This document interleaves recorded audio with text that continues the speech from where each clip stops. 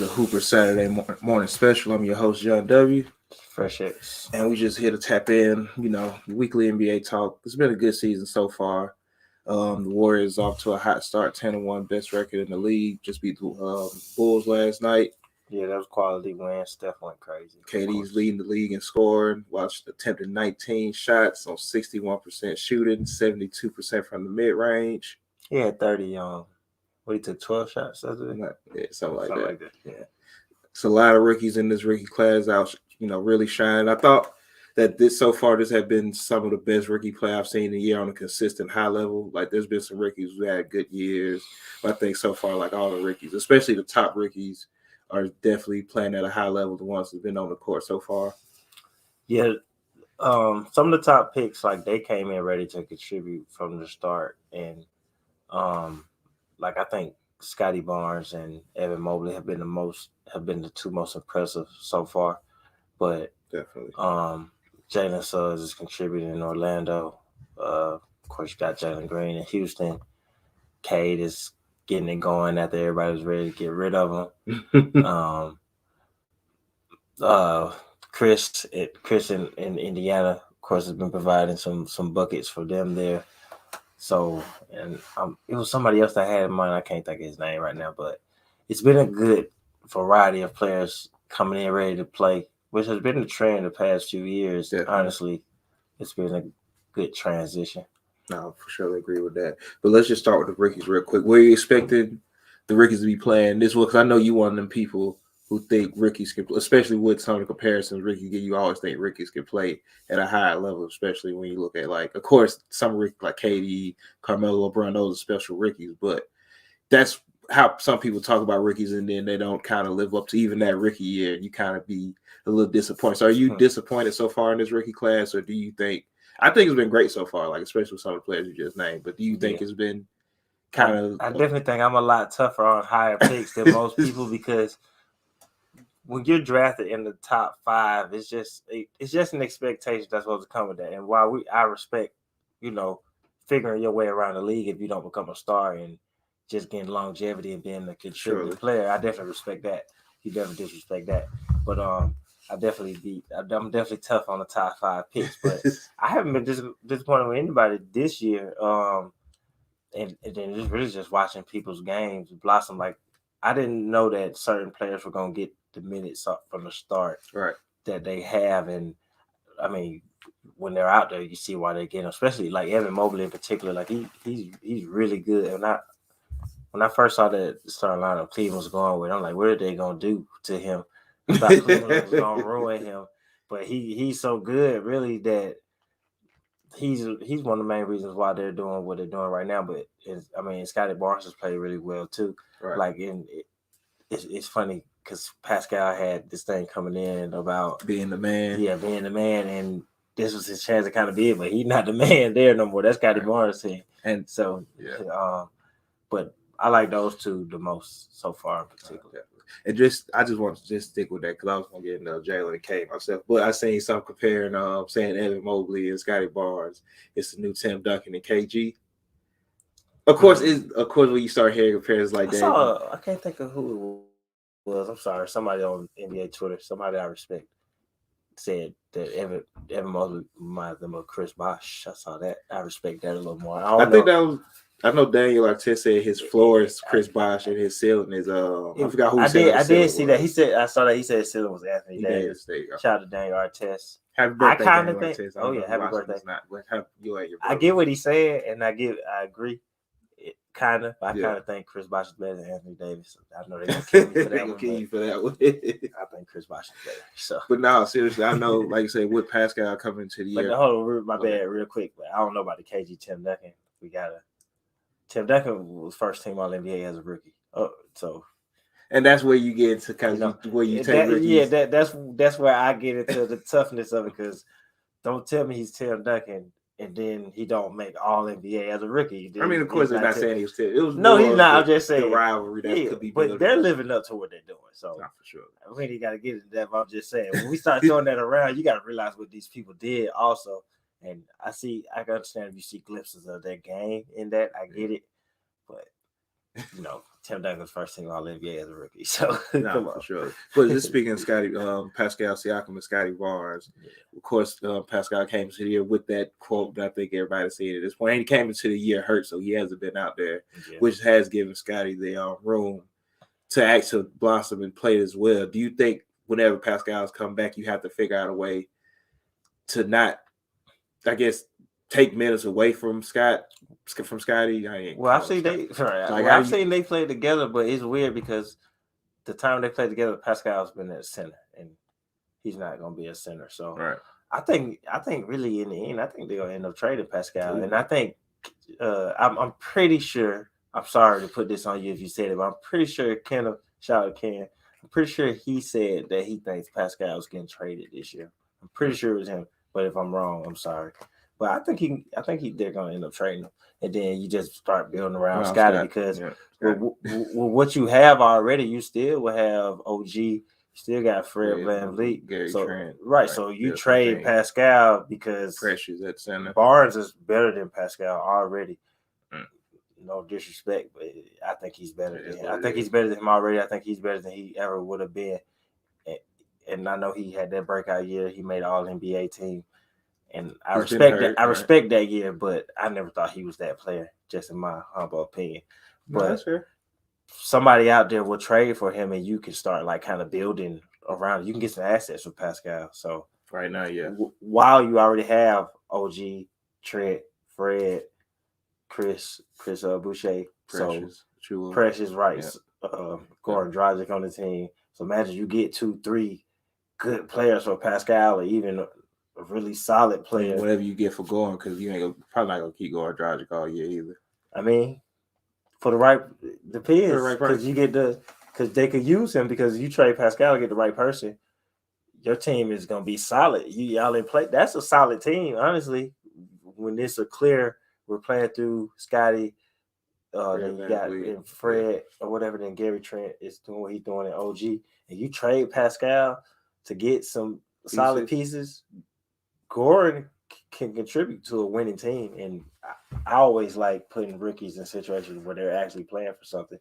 So that team is still good enough to compete for the play-in game and the wild card game in the playoffs. So no, that's fair. I would trade Pascal, but you jury, he the best in the business. He know what to do. Like I said, I want K Cunningham and Jalen Green, of course, number 1 and number 2 pick, and so far they've been. I think their play kind of described how people talked about them coming out. K being the more cool and controlled player. Jalen Green, we know he has this explosive talent that I think we're all waiting to see for it to be put together all at the same time.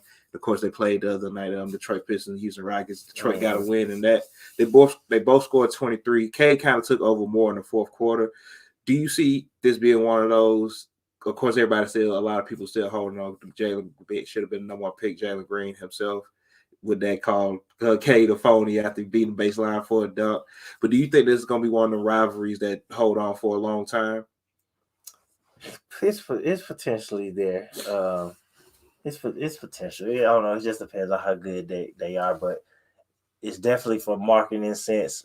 That's what the NBA would want. They always try to pick those players in the draft, especially if it's higher picks, right? And there's some ties to them because that helps bring in the money. That's why it's good that Luka and Trey are good. For sure. We always gonna get that TV game against Dallas because of them, and of course coming in back in the day when it was LeBron, Melo. I've seen it with trying to think another player. They always just highlight some of the players. That's what you want the game to be, and what they do with that depends on how good the teams are and how good the players are too. So it could be there because I think K and Jalen are both going to be really good. I like K's game. I know he started slow, but what would you expect, especially coming in back from an injury? He didn't start at the beginning of the season or whatever, so he had to get into it and kind of catch up to game speed or whatever. But he's gonna be fine. And Jalen is explosive, and you can see that with him as a scorer.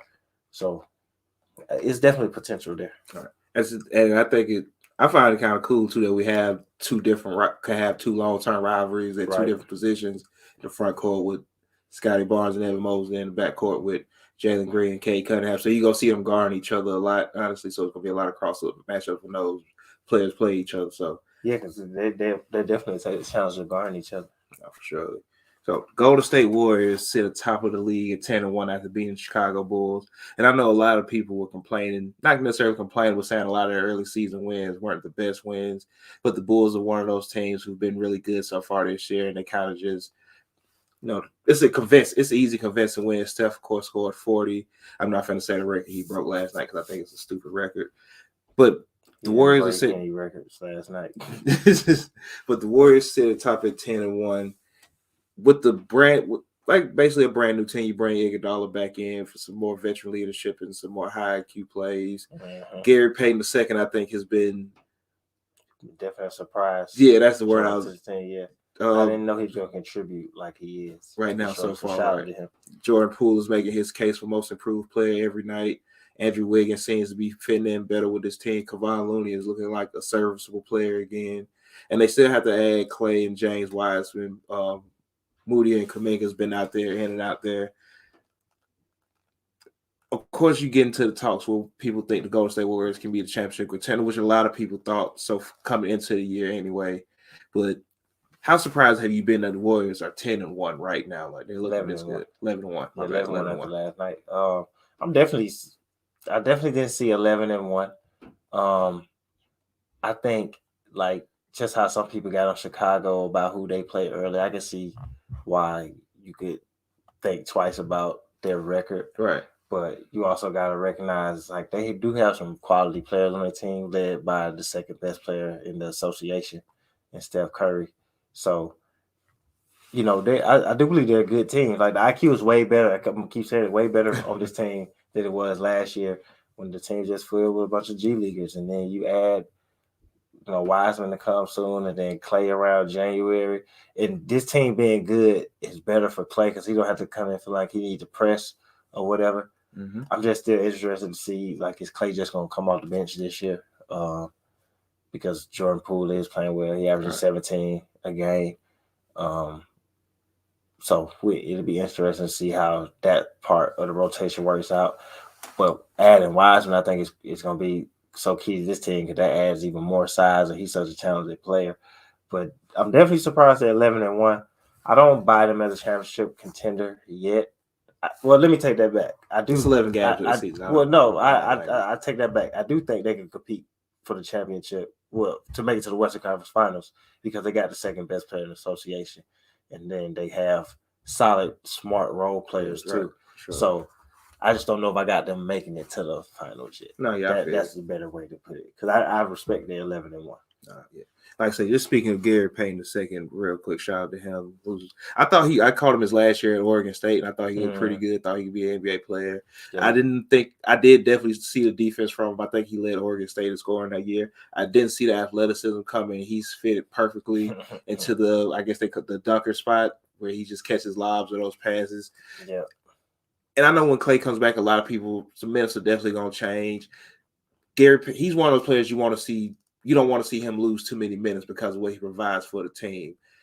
How do you think he's going to fit in once Clay gets back? Because like I say, somebody's going to have to lose some minutes, but what he brings defensively and athletically, you want him on the court, right? No, yeah, he's still going to be out there because with the game being how it is and embracing smaller players and just being able to play anywhere on the court, as long as you can contribute how you need to, it'll be room for him still when they play certain lineups and he can be out there at the 4 because he's basically, even though he's not the typical height for a 4, he's basically picking and rolling, right, playing defense.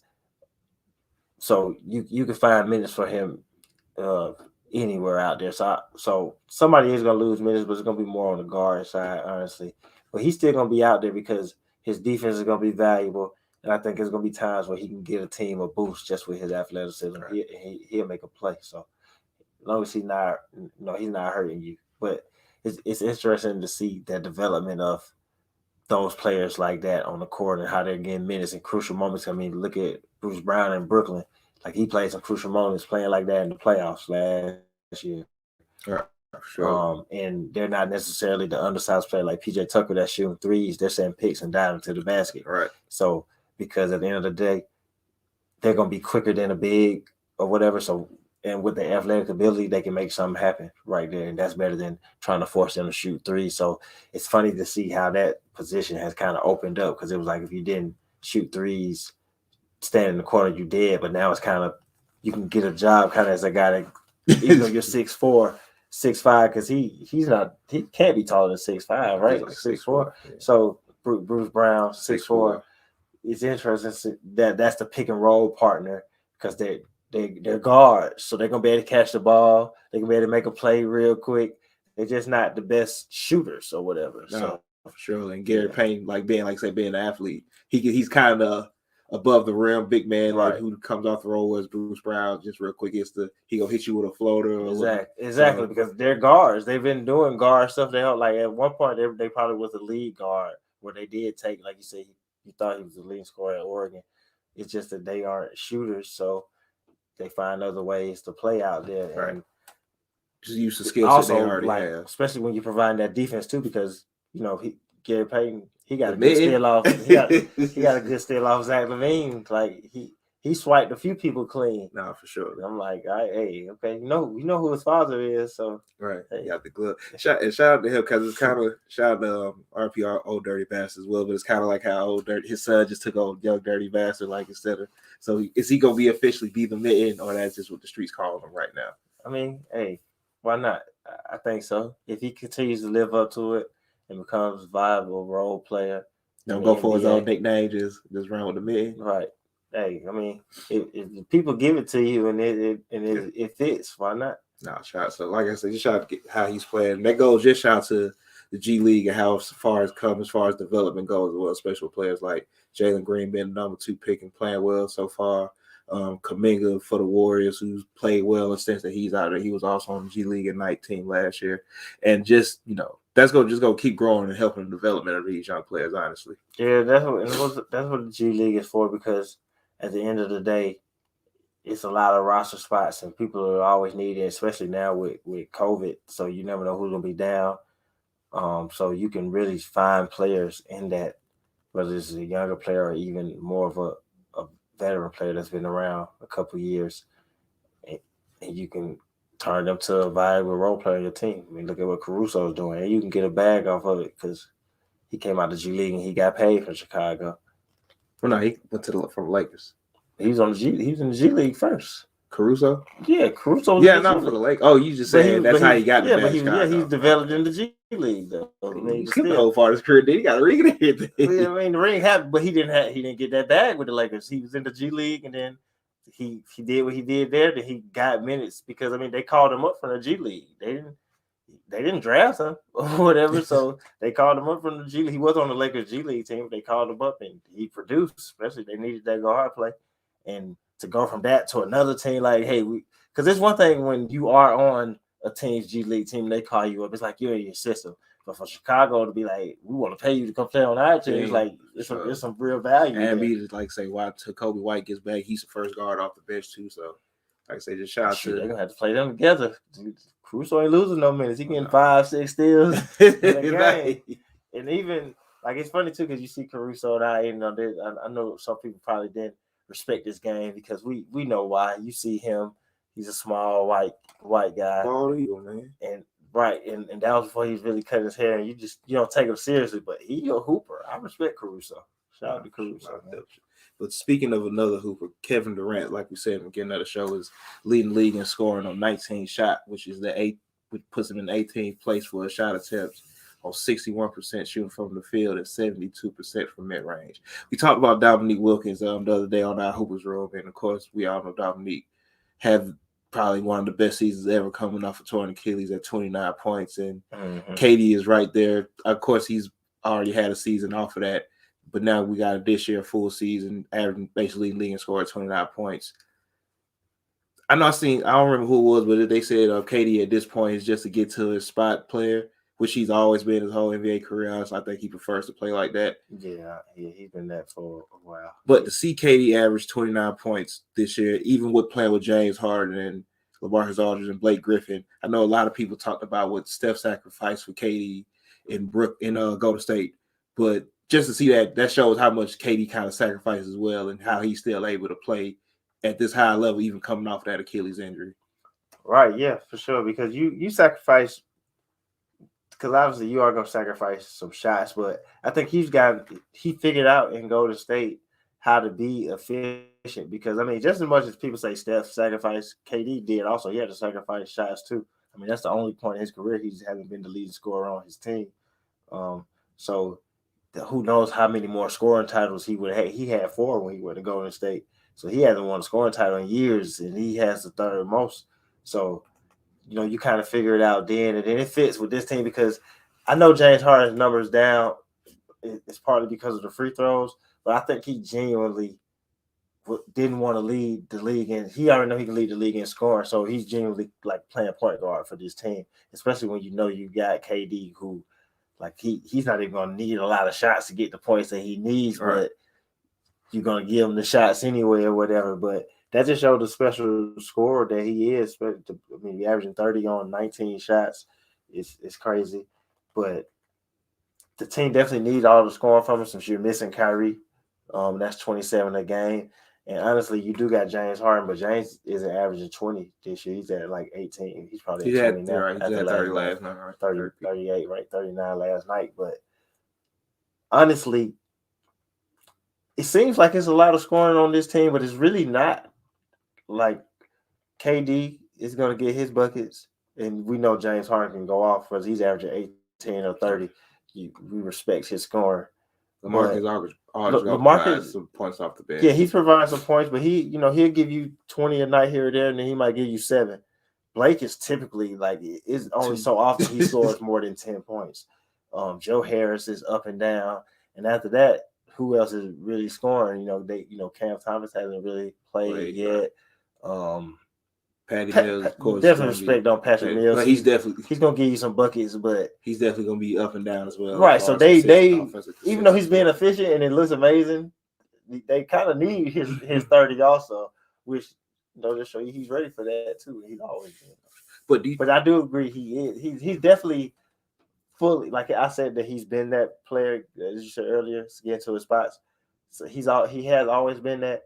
But I do get probably what he was saying is like he's fully locked into that. Like you've been doing it so long, and it was more of they need Kyrie because he can't do a one-on-one consistently. Oh, that's what they were saying. Yeah, it was more that. I thought it was more that. I think KD is like literally locked in. No, this was more for why they need. He's Kyrie. Not even. I think he's at the point in his career he's locked into. I'm not even playing against you. I'm playing against myself. I literally can shoot over you. So it's a matter of me taking the best shot that I can instead of just shooting shots. No, for sure. So that's how I look. No, for sure. But with that being said, that leads to. But they want the box. Yeah, they still. And after I saw that tweet, I don't remember who it was, but after I saw that tweet, it was definitely somebody that's NBA Twitter famous. But he came immediately across somebody over like right after that. But like you say, he's at that point of career where he's basically playing offense against himself, trying to figure out his best shots.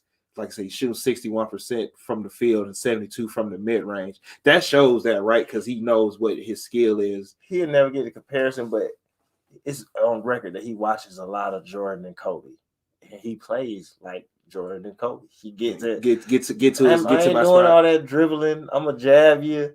I'm gonna take 2 and I'm pulling up right here. Of course, if I'm in open space, I'm gonna get. But that's overall, not what.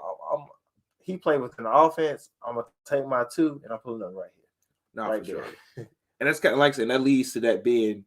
I don't think it's efficient at this point. It's like overly efficient at this point. Yeah. Once you get like 72 from mid range, of course, we're kind of getting out of it. I'm glad we're getting out of it. You have, we used to be on mid range. It's a bad shot, but it's never a bad shot where you can shoot over everybody. Exactly. But do you think being that efficient also helps this team because now it's like nobody has to press for a bad shot because we know you can not only get the shot, but you can make the shot and it's going to be a good shot or the best shot possible? Yeah, because literally every time down the court, he can get a good shot. And like I said, it just helps the team knowing that this man going to get 30 and he don't really need 20 shots. And we're going to give him the ball for him to get 20 shots. But he not even going to need 20 shots. So that does leave it open for those nights when LaMarcus is going, while he can still give you 20. I still think LaMarcus should be starting, but I understand why he coming off the bench. There's no offense off the bench, so I'm gonna jump off of that train. I get it now. And if you put Blake to the bench for what he's been doing, Blake no disrespect, he's playing hard, but Blake he's done. No, but sure. it leaves it for those nights when Patrick Mills can go off. I do think eventually though that they need to find some minutes from Cam Thomas because they're gonna need more scoring. No, I definitely agree with that. Like any scoring you can get, especially going to the playoffs, is definitely gonna help a lot. Yeah, because Kyrie not coming back this year. He's not playing this year. He coming back. I don't know when, but look, the New York governor, whoever made the mandate, said he's not changing his mind. So, and I don't think Kyrie's not gonna get the vaccine. So, hey, it is what it is. But like I said, KD and Steph, of course, 1 and 2 in the league and scoring. I'm pretty sure that's going to be a good battle to see who can get it out. That just show how much they sacrifice for each other, right? To win championships because they're now easily the best 2 players in the league. You said that like 3 hours ago this morning. Did you come up with that thought this morning or last night? Like when did that thought? That they're the best 2 that it hit me. Yeah. Well, I just officially because I thought that. Coming to the year, I still had LeBron as the second best player in the league. For sure, just because I always give him if LeBron's full ready to go, I give him that edge over Steph just as he could do things Steph can't do because of his size. But with LeBron being hindered, and that's just how it's going to be going towards the end. I just have to say Steph's a better player. But I've for a while thought that those are the top 3 with Steph and KD as the best 2 because I always remember and we don't got time for me to go into my whole explanation, but when KD goes to the Warriors and the whole thing with the Warriors, the Warriors' whole dynasty for me, they were so good that I just always felt like a lot of players kind of got overrated, and people didn't just really understand how really, really good Steph was. Like I feel like sometimes at times a lot of different individuals tried to put different players on Steph's level and didn't really understand like it's a reason why he the one that won the MVP. He is their best player by far. Clay is an all-star. He's really good. He's not on Steph's level. Draymond had a good run. If you replace Steph with any other player, they're not just doing what they do. It could be Dame, and I love Dame, but they're not winning 73 games with Dame. It's because of Steph. So we at this point now where obviously players are getting older, but they're not as old as people kind of make them out to be. And then especially with how their game is, right. They still have a good amount of time to play. And now you just got the smarts of being in the league and just playing basketball your whole life for so long that they just on a different level. And I see that in how KD plays and how Steph plays. And in Steph particular, he really is just starting to go off.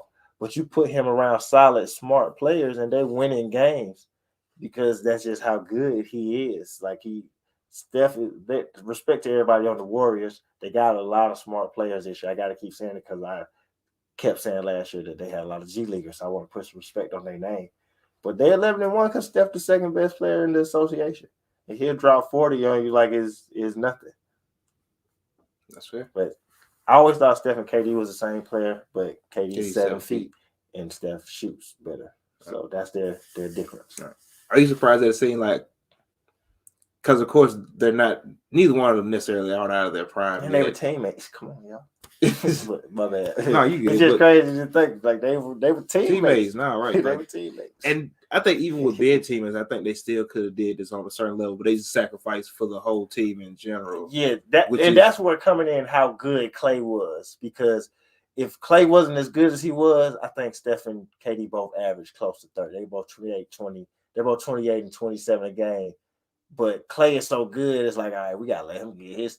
Not even we gotta let him. He's gonna get his 20. So right. That is where I put my respect on Clay's name too, because if anybody else is their third best player, and they still could have been great, but that's where they become the greatest of all time with Clay.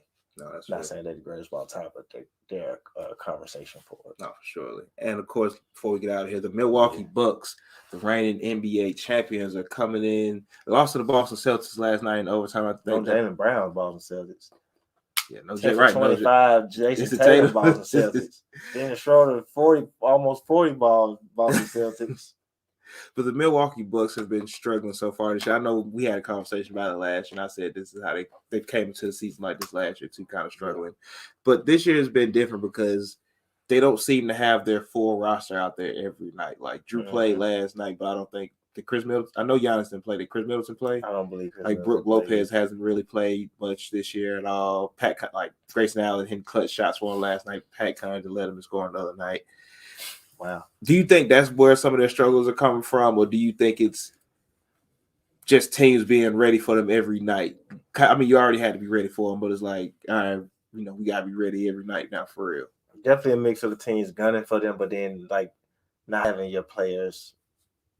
It's early, so it's like you take these licks earlier in the year, but you don't want to fall off too much. So Chris Middleton's been out for a little while. Like I feel like I haven't seen him play in a while, and Giannis is typically out there. So I'm not sure why Giannis missed the game. I didn't even see that injury report before the game or nothing. So, but I will put this more towards that, and then also it's gonna be a little championship hangover because when Giannis is out there, they were losing then too. Honestly, Yeah, I mean, it's like they basically at 500. So right, yeah. So nothing to think too deep into right now, but I personally, I think Milwaukee is, like I said on our last pod, I got them in Brooklyn at the top right now. So once you get Giannis and Middleton back, you get running. But I do think they need to add. I don't know what, but I do think their team is missing something. If they want to repeat for sure. No, that's facts. Something that's not just Giannis going for 30 and 15. Because he's gonna do that, right? Yeah. He definitely gonna do that. But other than that, I think that's gonna end us today. You got anything else? In the NBA doesn't caught your attention or anything? Real quick, my bad. Yeah, I would say I didn't have nothing. But I know Memphis, as you talked, Memphis has been on the slide lately, even though Ja's still been playing pretty good. And like I say, Memphis is one of those teams who wants to take that next step, but it's something that's holding them back.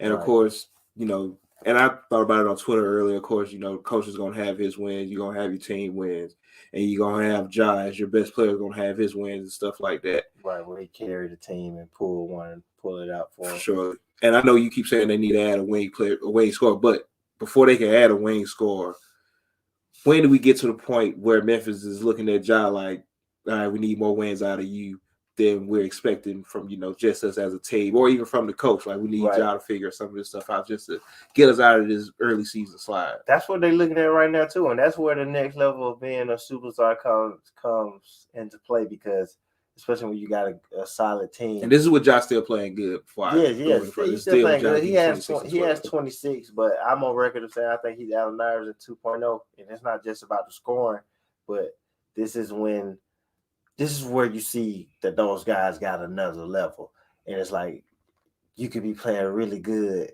you could be playing really great, and maybe your teammates do need to provide a little more. But that next level is like, I could be doing more. I could be playing better. And it's doing it in the right moments of the game. Exactly. Doing it in the right moments, making the right pass, getting a few more buckets, getting to the line a little more, getting some easier buckets because they're going to need you to get 30 sometimes. So that's what they in. When you're on a losing streak, that's when you do kind of need your best player to have that kind of out-of-body game because that's what you kind of expect. It's crazy to say that because you expect everybody to play as a team. But when your team is sliding, that is when you want your best player to be like, all right, y'all, I got 40 tonight. So and that's why he is that player. So with that being said, I think expect a big game out of Ja in the next game or two. Nah, for sure. Like big 40 piece coming soon. No, I definitely agree with that. Like I say, especially because Ja's one of those players, he's capable of that. And he's been, I think, the consistent pick when people just talking about first-time All-Stars or just budding young superstars and whatnot. But like I say, other than that, I think we're getting right there. You got anything else for this Saturday morning special? No, just as always, shout out to the viewers. Appreciate all the viewers. Make sure you check out the new pod we just dropped. Follow the casual basketball hoopers out there. But you can find the podcast anywhere. Podcasts are available: Apple, Google, Spotify, Pandora, iHeartRadio, all those other dope places. Catch us every Monday and Friday on the Nothing But Net channel through the Dash Radio app, 3 p.m. for the Hoopers Hour. Every Wednesday, catch us on the Halftime app for the Hoopers Room at 6 p.m. We doing Steph next week, right? Steph Curry next week on the Hoopers Room. Go to YouTube, subscribe to the YouTube, search the Hoopers Pod on YouTube, hit the subscribe button, and Listen to the new pod. That's all I got. Like I said, this was a Saturday morning special with your host, John W. Fresh X. And we are the Hoopers. Catch y'all next time.